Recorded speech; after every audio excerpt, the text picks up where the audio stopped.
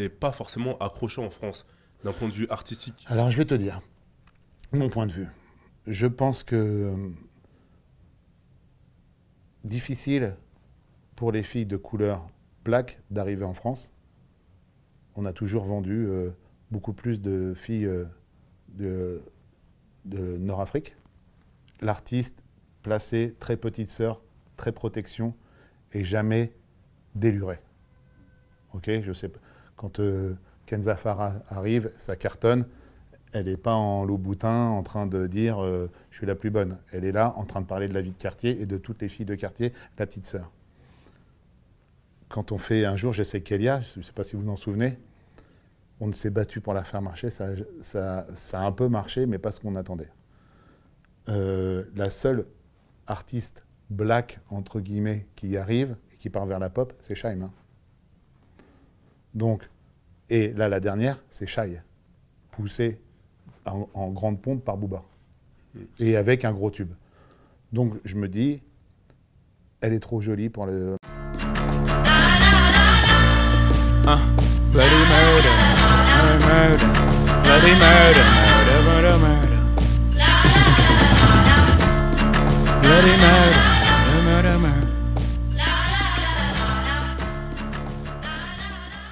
murder. À ce jour, j'ai été confronté, non pas à la censure, mais on va dire une espèce de quota, comme ils appellent ça. C'est-à-dire que j'ai dû faire un clip pour le Bisso na Bisso, pour leur grand comeback. Il fallait frapper fort l'entité africaine. Et comme le clip devait entrer sur une très grosse chaîne télé hertzienne, qui était à l'époque TF1, soi-disant que la chaîne hertzienne a demandé des blancs dans le clip, alors qu'on était en train de tourner à Dakar pour le plus grand groupe africain. Donc pour moi, il me semblait logique que ce soit un clip africain, donc avec un maximum de noirs à l'image. Ça s'est très mal passé à la finale, non pas avec les artistes, mais avec la maison de disques qui voulait leurs blancs dans le clip. Et c'est pour ça que dans le clip à la finale, on voit il y a des blanches qui dansent devant une télévision, en train de regarder dans la télévision des playbacks des Bisso na Bisso.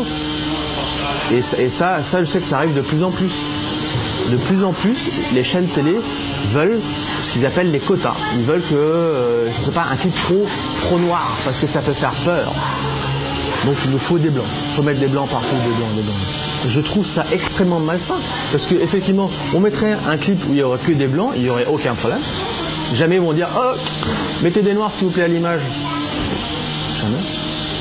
Donc ça, je trouve que pour le coup, c'est un vrai combat à mener entre artistes, de pouvoir imposer aux chaînes télé. Non, nous sommes noirs et on veut faire un clip où on montre qu'il n'y a que des noirs qui vivent des histoires d'amour, ou des histoires de politique ou quoi que ce soit. Laissez-nous.